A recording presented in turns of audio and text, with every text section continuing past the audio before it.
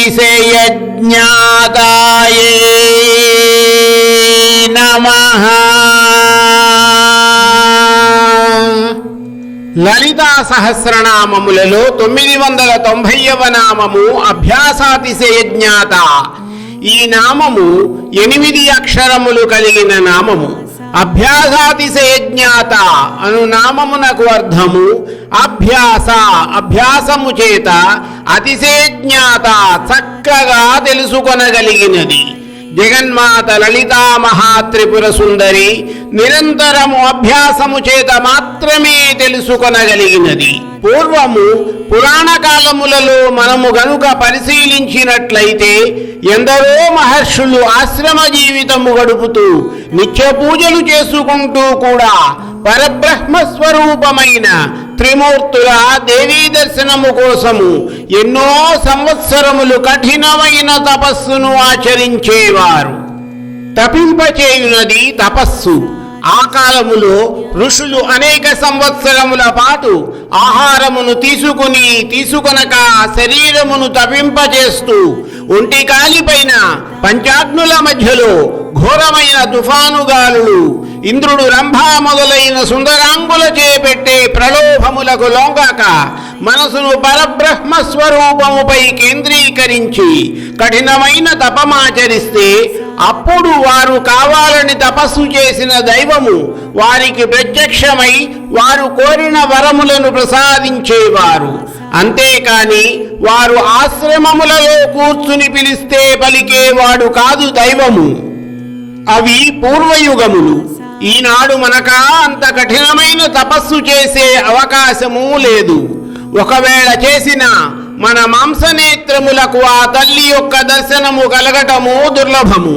ప్రస్తుత కాలములో నిరంతరము అభ్యాసము చేయడము వలన మాత్రమే ఆ తల్లిని మానసికముగా అయినా దర్శించగలము.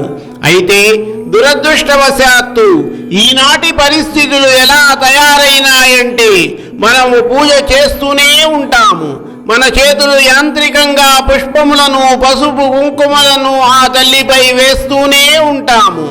మనసు మాత్రము అదే సమయములో అన్ని ప్రాపంచిక విషయములను గురించి ఆలోచిస్తుంటుంది. ఆ విధమైన పూజ నిరంతర అభ్యాసము కాదు. అటువంటి పూజ వలన అభ్యాసాతిశయజ్ఞాత అయిన తల్లిని తెలుసుకోవడము సాధ్యమూ కాదు. కఠోరమైన తపమును ఆచరించుటకు సాధ్యము కాని ప్రస్తుత కాలములో సాధ్యమైనంత వరకు ఇంద్రియములను నిగ్రహించి మన దృష్టిని బాహ్య ప్రపంచము నుండి అంతర్ముఖముగా చేసి ఆ తల్లి రూపమును మనసు నిండా నింపుకుని ఆ తల్లిని స్తోత్రపాఠములు చే స్తుతించగలిగినట్లయితే అదే తపస్సు అవుతుంది. అయితే ఆ తపస్సు లేదా పూజ నిరంతరము అభ్యసించబడాలి. కానీ ఈరోజు నాకు కుదరలేదు అనుకుంటే నిన్ను కరుణించడము నాకు కుదరదు అంటుంది జగన్మాత. వేదములు సుప్తి వరకు, చావు వరకు కాలమును వేదాంత చింతతో గడపవలెను అని వివరించాయి.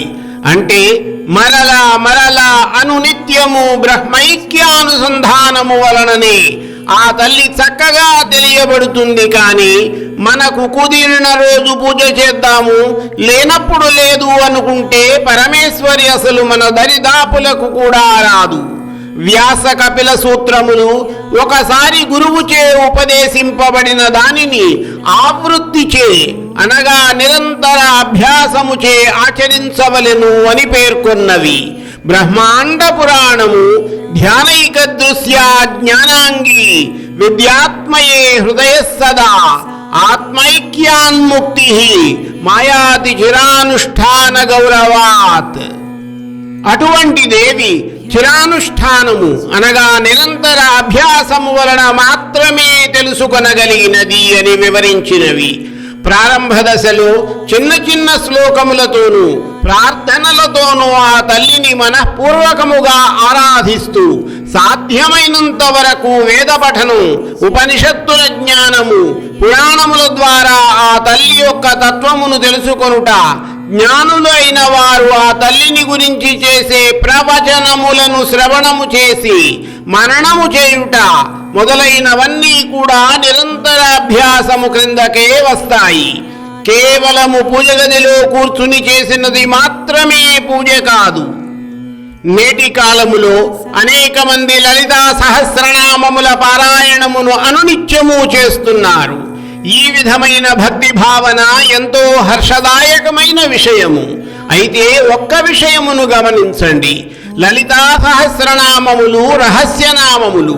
ఆ నామములలో ఎన్నో గుణార్థములు, ఆ తల్లి యొక్క అనేక బీజాక్షరములు, పరమేశ్వరి యొక్క యుద్ధలీలలు, అనేక ఇతరమైన రహస్యములు ఇమిడి ఉన్నాయి. వాటిని తెలుసుకోకుండా కేవలము యాంత్రిక పారాయణము చేయడం వలన కలిగే ప్రయోజనము అత్యల్పము. ఆ నామముల అర్థములను తెలుసుకుని పారాయణ చేస్తే వచ్చే ప్రయోజనమే నిరంతరాభ్యాసము. ఆమె అవయవములు జ్ఞానము, ఆమె శరీరము శాస్త్రము, ఆమె స్థానము హృదయము అని వివరించినది. అటువంటి నిరంతర అభ్యాసము చేత మాత్రమే తెలియబడునది అభ్యాసాతిశయ జ్ఞాత అని వసిన్యాది వాగ్దేవతలచే కీర్తించబడిన పరమేశ్వరి లలితాంబిక. ఆమెను, ఆమె తత్వమును పునశ్చరణ చేసుకొనడము వలన మాత్రమే తెలియబడునది ఆ తల్లి. ఆ విధముగా ముక్తిని ప్రసాదించగలిగిన పరమేశ్వరి లలితాంబికను నిరంతరము అభ్యాసముతో తెలుసుకొనవలసిన బాధ్యత మనపై ఉన్నది కదా.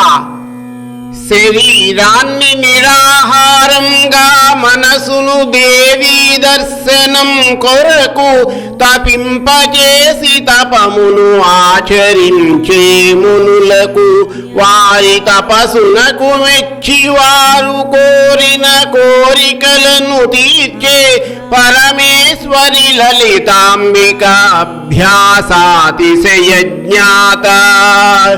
ఇంద్రియములను నిగ్రహించి మనసును కేంద్రీకరించి అనుదినము ఆ తల్లిని గూర్చిన స్తోత్ర పాఠములతో అభ్యసిస్తూ చేయబడే నిరంతర సాధనయే అభ్యాసాతిశయ జ్ఞాతాని కీర్తించబడిన లలితాంబిక. వేద పఠనము, మననము, శాస్త్రాధ్యయనము, ఆ తల్లి లీలలను వర్ణించు పురాణముల జ్ఞానము, జ్ఞానులైన వారు ప్రవచించే జగన్మాత తత్వము, ఇవి చేరువ చేయును ఆ తల్లి సన్నిధానమునకు.